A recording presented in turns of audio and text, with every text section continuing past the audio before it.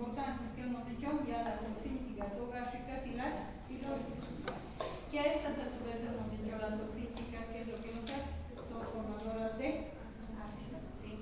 Secretan ácido clorhídrico, pepsinógeno, factor intrínseco y moco, ¿no? Una forma hemos visto distribuida o desglosada. Las pilóricas sobre todo secretan moco para, hemos hablado, la protección, que sabemos que tenemos, ¿no es cierto?, en toda la parte de nuestro tubo digestivo, esta parte del moco, pero por eso tenemos en esta parte del estómago además esta mucosa que nos va a ayudar, mejor dicho, la parte del moco para la protección de esa mucosa pilórica, ¿sí? No se dice, entonces, dentro de las glándulas oxínticas que hemos dicho de una forma general, a su vez estas tienen esas células, por eso les decía, subdivididas, ¿no es cierto?, que cada una, por ejemplo, hemos dicho factor intrínseco, ácido clorhídrico, pepsinógeno, pero entonces estas se dividen, ¿no? Por ejemplo, las células mucosas del cuello que van a dar netamente moco, que hemos dicho es una parte. Las células pépticas o principales, también llamadas así, estas son las que dan grandes cantidades de ¿qué? De pepsinógeno, ¿sí? Las células parietales, que estas sobre todo nos dan el ácido clorhídrico y el factor intrínseco. Acuérdense que el factor intrínseco es muy importante para qué. ¿Alguien sabe? Absorción de la vitamina B12, ¿no es cierto? Ahí ya tengo, ¿se acuerdan cuando hemos hablado, ¿no es cierto?, de lo importante en la parte de las anemias, ¿no?, de que tenían estas alteraciones. Pero aquí, miren, entonces, sobre todo, este factor intrínseco dice, ¿cuál vendría a ser la función? Precisamente eso, ¿no?, para hacer la absorción de esta vitamina B12. Y se hablan también de las enteroendocrinas. Las enteroendocrinas que van a liberar, se podría decir, la histamina y la somatostatina, ¿sí? Esas partes hormonales que nos van a ir ayudando a hacer las funciones. Precisamente hay factores básicos, como dice, que van a estimular esta secreción gástrica. ¿Quiénes son? Por ejemplo, tenemos la acetilcolina, que esta va a ser liberada o estimulada a nivel parasimpático. ¿Cuál vendría a ser, por ejemplo, sobre todo su parte de estimulación? Sería que excitan la secreción de pepsinógeno por las células pépticas. Acuérdense, ¿no? Por eso que ya hemos nombrado por eso estas. ¿Qué es lo que nos da? Ácido clorhídrico por mis células parietales. Y la gastrina y la histamina, podríamos decir de que estas sobre todo van a ser ser estimuladas, van a estimular la secreción de ácido por células parietales. Estas van a ser estimuladas, ¿sí?, por esta secreción, por esas nuestras células parietales. Pero tienen un efecto escaso, como se dice, en las otras células, ¿sí? Ahora, tenemos las glándulas pilóricas, dicho, que tienen la secreción de moco y gastrina. Hemos visto que se parecen a la de las oxínticas, que serían otras, pero contienen pocas células pépticas. ¿Y eso para qué? Las pépticas, sobre todo, que nos daban el pepsinógeno, ¿no? Y casi ninguna célula parietal.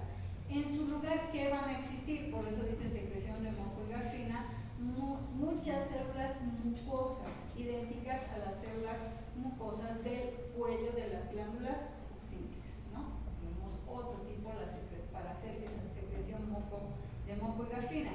Estas células generalmente no se quedan pequeñas y cantidades de pepsinógeno y sobre todo de grandes cantidades de moco, que ayuda a que precisamente a fluir, a lubricar desde el momento en el esófago también, porque desde el momento, ¿para qué hacen esa lubricación? Para el paso de los alimentos, ¿no? Cuando nosotros hacemos el paso de los alimentos, nos está lubricando precisamente para que no exista lesión alguna, ¿sí? Por eso dice protege la pared gástrica.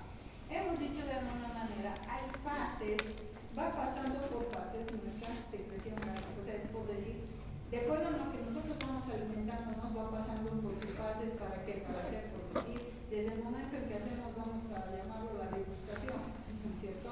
Entonces son esas fases por las que pasa nuestra secreción gástrica. Se llaman la cefálica, la gástrica y la intestinal, ¿sí? ¿Cómo era la cefálica? ¿Se acuerdan? Porque ya nos hablamos. Precisamente lo que ya les estoy diciendo, ¿no? Es esa presentación o ya los mismos colores, por eso dice, tiene lugar antes, por eso esta cefálica de la entrada de los mismos alimentos en el estómago. ¿Cuáles son? Se debe a qué? Al ver los sentidos, ¿no es cierto? La visión, el olor, el tacto o el gusto de los alimentos. Cuanto mayor sea el apetito, más intensa va a ser la estimulación. Es como decir, cuanto más hambre yo voy a tener, más me antojo o no. Cuando mi estómago está vacío y no he comido nada, cualquier cosa, ¿no es cierto? Voy viendo como que me ha antojado, porque ya hay esa estimulación. A eso se refiere. Cuanto más apetitos tenemos, mayor va a ser esta estimulación. Ya hablamos de la estimulación cefálica, ¿sí? ¿Qué pasa? Son señales nerviosas que desencadenan esta fase que se van a ir originando ¿dónde? En la corteza cerebral. Pero haber recibido ¿qué cosa? Estos, ¿no es cierto? Estímulos, ¿no ven? El olor, la misma visión, ¿no? El olfato, todo, o el mismo tacto. Por eso dice, ¿dónde va a ir? Centros del apetito o de la amígdala o del hipotálamo, y se transmiten desde mis núcleos motores, dorsales, nervios vagos, a través de los nervios al estómago. ¿Me estoy diciendo cómo he recibido el estímulo y después me va a dar la respuesta de esa manera, ¿sí? Suele aportar, miren, el 30%, miren, de secreción gástrica asociada a la ingestión de una comida. O sea, miren, 30% ya hay secreción gástrica tan solo por esos estímulos, ¿sí? Por eso es lo que dicen, ¿no? O sea, cuando uno se antoja, ya hay esa estimulación de secreción, ¿sí? Entonces, ¿cuál era la otra? Ya la fase gástrica. La fase gástrica, como dice, cuando los alimentos ya entran al estómago, porque la primera era por esos estímulos, ¿no es cierto? Entonces, ¿qué va a entrar? Entra el alimento al estómago, excitan inmediatamente que se causa centros nerviosos, ¿no? ¿Quiénes? Los reflejos vasovagalles largos, que desde el estómago van al encéfalo y de nuevo vuelven al estómago. ¿Se acuerdan cuando les decía el impulso gastrocólico, gastrointestinal, ¿no? Entonces a eso se va. Cuando ya hacemos estos impulsos y van a ver estas respuestas. Otros serían los reflejos entéricos localmente, ¿no es cierto? ¿Qué les decía? El sistema nervioso desde la parte de la boca hasta el final, ¿cuál es? Nervio entérico total, ¿no ven? Claro, que van a hacer sus reflejos o sus reacciones. Después, el mismo mecanismo de la gastrina, acuérdense que hace una activación o se va moviendo cuando ya va recibiendo los alimentos en el estómago, y por eso dice el conjunto de todos estos mecanismos que van a hacer estimular la secreción del jugo gástrico, ¿no? Durante varias horas, mientras los alimentos permanecen en el estómago. ¿Por qué? Porque ayuda a que parte de la digestión van poniendo, ¿no es cierto? Va liberando este jugo gástrico, porque el alimento ahorita ya está en el estómago. ¿Cuánto por ciento hemos dicho en la cefálica? Ya había secreción, 30%. Aquí representa, miren, el 60%. Claro, porque ya está ahí el alimento, ¿no? Entonces es un 60% aproximadamente, como se dice, de la secreción gástrica asociada a esa ingestión de una comida. Por tanto, la mayor parte de mi secreción gástrica diaria total equivale más o menos unos 1500 ml. ¿Se acuerdan que ya hemos visto, ¿no es cierto?, en el cuadrito? Lo que normalmente se va a ir secretando cuando nosotros vamos a hacer las activaciones por medio de estos estímulos. Aquí ya ha sido llegando la comida al estómago, ¿no? Entonces ya hay este tipo de estimulación, ¿sí? Esa sería mi fase gástrica. Y mi intestinal, como dice, presencia de los alimentos donde en la parte proximal del intestino, o sea, en la parte sobre todo del duodeno, ¿no? Por eso dice intestinal. Ahí empezó cefálica, gástrica, y ahora va a ir pasando hacia la parte del duodeno. Por eso parte principal de la parte del duodeno induce la secreción de pequeñas cantidades de jugo gástrico. Pero aquí probablemente debido a las pequeñas cantidades de gastrina liberadas por la misma mucosa duodenal. Pero aquí ya no es la misma forma de la acidez. Por eso dice, ¿cuánto me faltaba? L1, la cefálica era 30, la otra era 60, ya tenemos 90, y ya sería un 10% dado a esta parte intestinal. ¿Okay? O sea, ¿dónde es más alto? Evidentemente la secreción gástrica se va a dar más cuando estamos con el alimento Ya por inducción han visto que es nomás altito, vamos a decirlo, o no, es un 30% ahí esa estimulación, ¿no? Y bueno, ya esta secreción gástrica, porque acuérdense, les decía, ya no es tan alto, porque ya estamos pasando a la parte intestinal. Entonces va a dar 10% de esta respuesta ácida a una comida, ¿no? Que va a ser menos en ese caso. Ahora, hay ciertos factores, ¿sí?, de que pueden inhibir la secreción gástrica. Por eso dice inhibición de mi secreción gástrica por otros factores intestinales. ¿Qué significa ahí inhibición? Es hacer que no se dé, ¿no es cierto?, este proceso. Estoy inhibiendo, estoy parando, más o menos vamos a decirlo así, el proceso. ¿Cuáles vendrían a ser estos otros factores? Como dicen, por otros factores intestinales. Aunque el quimo intestinal estimula ligeramente, hemos dicho, sí, la secreción gástrica durante la fase intestinal, ¿no es cierto?, que hemos dicho, puede ser precoz, paradójicamente inhibe la secreción en otros momentos. Esta inhibición obedece al menos dos factores. ¿Cuáles deberían ser? Sobre todo, la presencia de alimentos en el intestino delgado, porque inicia un reflejo enterogástrico inverso. O sea, el reflejo no va a ser de que lo esté recibiendo, sino inverso, ¿sí? Transmitido por quién? Por el sistema nervioso meentérico, así como por los nervios simpáticos extrínsecos y por los vagos. Aquí me está mostrando quiénes, ¿no es cierto?, están participando en esta inhibición. Pero ¿quién ha generado esta estimulación de la parte nerviosa?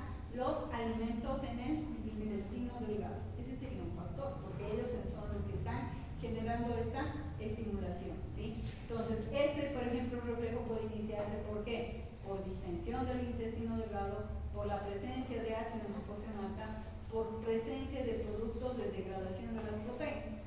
¿Cuál vendría a ser el fin? O sea, ¿por qué diríamos, por qué se imaginan que la presencia de estos alimentos en el intestino delgado sería un factor que está inhibiendo la parte de nuestra secreción gástrica? ¿Por qué sería? ¿Por qué se imagina? Que el tubo deje de procesarse producto y no entre al intestino. Para que no vaya pasando, porque es como decir, aquí es, no como en todos de golpe, ¿no ves? No, yo hago mi filita, ¿no ves? Y entonces voy a empezar. Un poco voy a decir un ratito, todavía no pasa, ¿no es cierto? No pasa porque recién estoy pasando todo esto, porque están los alimentos ahí, todavía en el intestino, ¿no? Por eso dice, generalmente se puede iniciar este reflejo. Hay una distensión del intestino delgado, como que no, todavía no, ¿no? O sea, ha empezado a distenderse mucho más, aún tenemos la parte de los alimentos, entonces no va a permitir que se siga dando la parte de esta secreción gástrica, porque si no, ahí ya pasaría todo, ¿no? Y ahí alteraríamos, ¿qué cosa? La parte ácida, sobre todo, acuérdense. Por eso dice, presencia de ácido, como que ha sentido muy ácido. ¿Se acuerdan que se neutraliza, no ve? Cuando ya va pasando la fase gástrica, la parte intestinal, acuérdense que se decía que se va a neutralizar esa acidez, porque ya la parte del intestino no acepta niveles tan altos como se tiene en el estómago. Si no, ahí ya generaría, ¿qué cosa? Una inflamación, ¿sí? Y presencia de productos de degradación de las proteínas, porque ahí se necesita igual hacer mayor, o sea, como se diría, un poco de estera para poder seguir pasando la secreción gástrica, ¿no? Es como poner esto a estos pasos. Irritación de la mucosa que puede desencadenar también ese reflejo. Como decir, a ver un ratito, es como cuando nosotros, estoy cansado, dame unos minutos para que recién pueda seguir haciendo, ¿no ve? Entonces aquí, claro, hay una irritación, no digo siempre, sino puede haber, ¿no?, estos factores, que hay esa irritación, entonces pueden desencadenar ese reflejo. Y es que a veces, por eso chicos, cuando hay una mala digestión, vamos a decirle así, sobre todo cuando es alto, se ha detenido arriba, digo alto, cuando me refiero a estómago, ¿no?, y la parte de duodeno, intestino, porque ya abajo sería más colon. Entonces, vemos y nosotros decimos, no, es que por eso hay retención de alimentos en el estómago, porque aún no pasaron, está habiendo un problema aquí, está habiendo mucho retardo, porque después, claro, tienen sus tiempos de digestión, lo normal sí, pero cuando como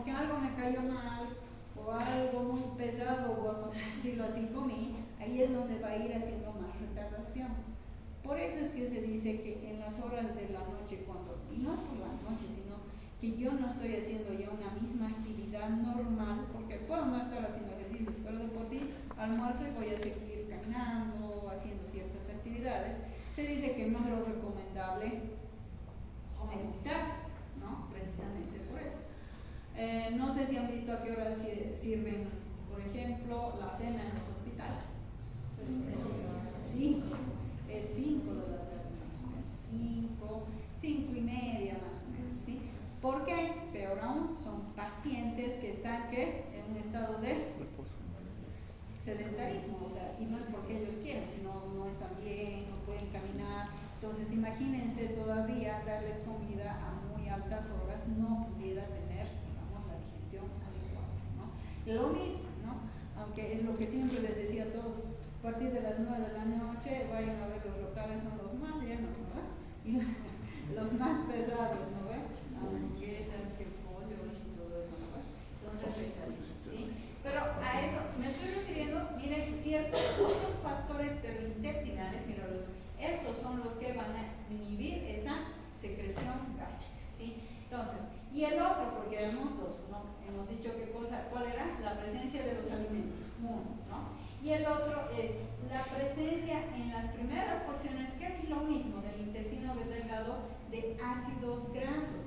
Y voy a volver a decir, por eso no es tan bueno lo que les estaba diciendo, de las comidas muy pesadas, ¿no? Por eso se dice, cuando ustedes van a ver nutrición, cuando hacen una distribución de nuestra alimentación, por ejemplo, en la noche les ponen algo liviano, ¿no? De digerir, no son cosas grasas, por decir, sí, la parte de un pollo puede ser con una pequeña cantidad de algún tipo de grano, por decir, ¿no? Puede ser soya, lentejas, pero no gran cantidad, ¿no? Entonces eso es para ir dando la nutrición que necesita una persona. Entonces dice ácidos grasos, productos de degradación, lo que les he dicho, lo mismo de las proteínas, líquidos hiperosmóticos o de cualquier factor irritador provoca la liberación de varias hormonas intestinales. Y ahí es donde indirectamente se va a hacer la inhibición. Por eso dice, una de estas hormonas es la secretina. De especial importancia, ¿para qué? Para el control de mi secreción pancreática, ¿sí? Sabemos esa parte. Pero como dice, la secretina inhibe además la secreción gástrica. Ese sería el motivo. ¿Y para qué le han dado la secretina? Por eso, porque indirectamente le ha estimulado para que ésta inhibe la parte gástrica, porque eso estamos hablando, ¿no es cierto?, de la inhibición de la secreción gástrica. Otras 3 hormonas también pueden ser, como el péptido insulinotrópico, dependiente de la glucosa, el polipéptido intestinal vasoactivo, esa es otra, y la somatostatina, que tienen efectos inhibidores ligeros, entre ligeros o moderados, a la liberación de la secreción gástrica. Pero miren, también los llegan a estimular, es otra forma, ¿no? Uno era la estimulación de la presencia de los alimentos, y otro estamos hablando indirectamente, claro, evidentemente también de ácidos grasos, degradaciones, y además están provocando la liberación secundaria de estas hormonas. ¿Qué hacen estas hormonas? También están inhibiendo esa secreción gástrica, ¿sí? Es lo que normalmente tenemos. Lo que les estaba preguntando, ¿cuál sería el objetivo de esa inhibición? Por eso dice, el objetivo de estos factores que inhiban, o sea, estos factores intestinales, ¿no es cierto?, para inhibir la secreción gástrica, probablemente se ha visto en retrasar el paso del qi, ¿no ve?, del estómago, mientras el intestino delgado permanezca lleno o se encuentre hiperactivo. Es decir, todavía nosotros estamos con alimentos, por eso decía, ¿cuál era la estimulación? El alimento, ¿no ve?, la presencia del alimento. Entonces todavía no voy a permitir de que pase la secreción gástrica mientras estemos vivos, ¿no?, en esos espacios. De hecho, el reflejo inhibidor enterogástrico, sumado a la acción de las hormonas inhibidoras, suele reducir además, miren, la motilidad gástrica al mismo tiempo que la secreción. No solamente entonces la secreción, sino directamente hasta la motilidad. Es como decir, para, ¿no?, están gástrico, más las hormonas que hemos mencionado que nos inhibe, están reduciendo esa motilidad, además de esa secreción. Claro, es como todo, es como un motor, ¿no? Mientras no está funcionando, no va a sacar nada, no va a avanzar, ¿no? Es lo mismo. La motilidad gástrica está ahí para que después también su secreción, y una vez que todo evidentemente va a ir funcionando, ya va a ir pasando, ¿no? Eso es lo que han visto. Hay otros inhibidores entonces intestinales. Ahora, la secreción gástrica, ¿cómo es durante el periodo interdigestivo? La actividad digestiva en cualquier lugar del tubo digestivo es escasa o nula, y el estómago se limita a secretar escasos mililitros de jugo gástrico por hora. Normalmente eso es lo que vemos durante el periodo interdigestivo. Casi toda esta secreción corresponde aquí a las células noexínticas, lo que significa que está formada sobre todo por muco, ¿sí? Con escasa pepsina y casi nada de ácido, ¿sí? Estamos viendo interdigestiva. Ahora, ahí era donde decíamos, todo es recibir mensajes, ¿o no? Desde las fases que van a ir liberando de los estímulos de visión, olor, ¿no? Ya nos manda mensajes, ¿o no? Eso hemos dicho, ¿no? Al sistema nervioso, y se dan las respuestas. Aquí, como dicen, estímulos emocionales, como decían, fuertes, pueden aumentar la secreción gástrica, ¿sí? Interdigestiva, que es un jugo muy ácido y péptico, ¿sí? Hasta 50 ml por hora o más, un mecanismo muy similar al de la fase cefálica de la secreción gástrica al comienzo, ¿se acuerdan? Y es que por eso yo siempre digo, creo que ya lo les dije, ¿no? A veces dicen, es mi vesícula, y no, en realidad es la parte gástrica, ¿sí? Esa es, y ahí es donde, ya, si refieren a algunos que empezó a presentar, les refieren así como un agrio en la boca, ¿no es cierto? Dicen así, y es que en realidad quizá ha visto tanta molestia que ha habido una apertura de nuestra válvula y como que recogí todo, vamos a decirlo, y esa es la sensación que tiene la persona, ¿no? ¿Pero por qué? Porque lamentablemente esa secreción gástrica interdigestiva, cuando una persona haya tenido ese estímulo, vamos a decir, de esa sensación, ¿no? De haber renegado algo mayor, entonces sí, inmediatamente puede esta llegar a molestar. Entonces algunos dicen, no, se me ha generado no tuvo muchos problemas. Sí afecta, pero ya les he dicho, no es la parte de la vesícula, sino es que la parte del estómago, ¿sí? Y bueno, evidentemente ya después, porque lo que hace, vamos a ir viendo después la vesícula, nos ayuda a digerir por medio de la heces, ¿sí? Pero eso es lo que sucede. Por eso dice 50 ml por hora, y bastante ácido, sí va a lesionar, puede llegar a lesionar. Es lo mismo que les decía, por eso personas que pueden renegar demasiado de todo pueden tener problemas gástricos, ¿no? Entonces sí se da precisamente por eso. Este aumento de mi secreción que estamos diciendo, porque aumenta, ¿no ven? Que secundar estímulos emocionales parece contribuir al desarrollo del que les he dicho entonces de úlceras crónicas, que se ha visto que puede ser un factor. Algunos por eso me preguntan, dicen, ¿ustedes han renegado mucho? Claro, tiene que ser, no de que ahorita he renegado de algo y ya me va a dar mi úlcera, tampoco, ¿no? Pero sí puede dar en momentos dados cuando ya esto se hace más crónico, ¿sí? Entonces eso sobre todo durante el periodo interdigestivo. Hemos dicho, la secretina estimula la secreción copiosa de iones bicarbonato, porque se acuerdan aquí iba estimulando la parte del páncreas, que neutraliza el quimo ácido del estómago. Es que se necesita neutralizar hasta que vaya pasando, ¿no ven? Ya hemos repetido varias veces, para que vaya pasando a la parte intestinal. La colecistocinina contribuye al control de mi secreción pancreática de enzimas digestivas. Igual. Son tan importantes estas porque creen que cuando no funciona el estómago, alguna vez han debido escuchar que les dicen te voy a dar enzimas digestivas, ¿o no? ¿Sí? Precisamente porque nos ayudan a hacer esa digestión. Cuando se detiene el alimento en el estómago,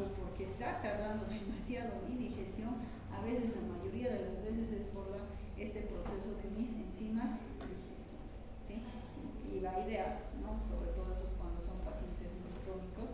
Entonces, he visto, vamos manejando enzimas digestivas. No es bueno tampoco acostumbrarse, eso ya es cuando es algo más patológico, voy a decirlo, ¿no? Que el estómago se vuelve un poquito flojo en función.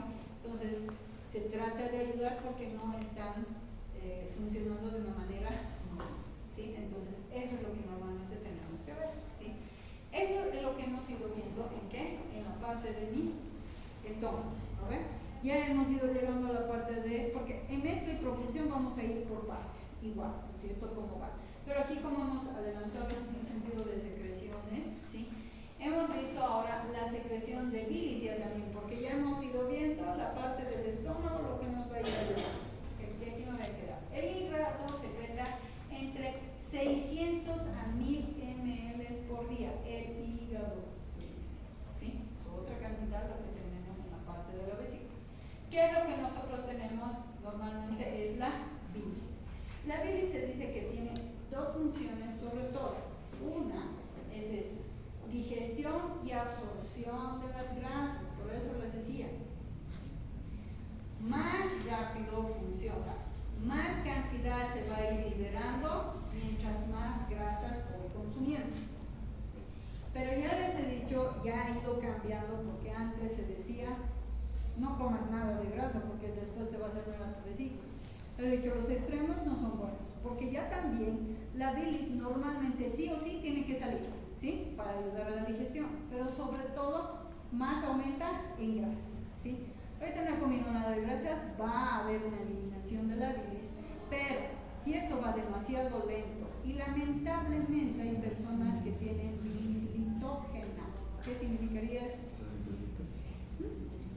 Que generan cálculos, ¿no es cierto? Entonces, bueno, no lo vamos a decir hace rato, pero entonces como va lentito, se queda en la vesícula más todavía ahí lento, y eso se va formando como barro, y ahí lo que se detiene se va formando los cálculos. Por eso les decía, no es al 100%, ¿no? Porque sí o sí vamos a liberar bilis para la absorción, pero sobre todo grasas, absorción de grasas. Ahora, ¿mediante qué? Mediante mis ácidos biliares, ¿sí? Entonces, ¿qué es lo que van a hacer? Ayudan a emulsionar las grandes partículas de grasas, vuelvo a decir, lo que más se ve en la grasa de los alimentos, y generalmente van a ir ayudando a qué, por eso dice, a emulsionar esas partículas diminutas que se van ingiriendo. ¿Alguna vez han visto la grasa ustedes? No, así un montón, ¿no? Si nosotros hacemos un cardio y levantamos todo, ustedes verían que son múltiples partículas, ¿no? Entonces estos por eso dicen ayudan a emulsionar. Entonces estas múltiples partículas diminutas son atacadas por las lipases secretadas en el cubo pancreático. Generalmente entonces favorecen la función de los productos finales de la digestión de las grasas a través de la glucosa intestinal. Pocas palabras, por eso les digo, que nos ayuda sobre todo en la absorción y digestión de grasas. De que funciona normalmente sí, pero más cantidad se va a dar con la presencia de grasas en nuestros alimentos, ¿sí? Ahí me voy a quedar para seguir viendo la parte de esto, de cómo sería, porque esa es una función.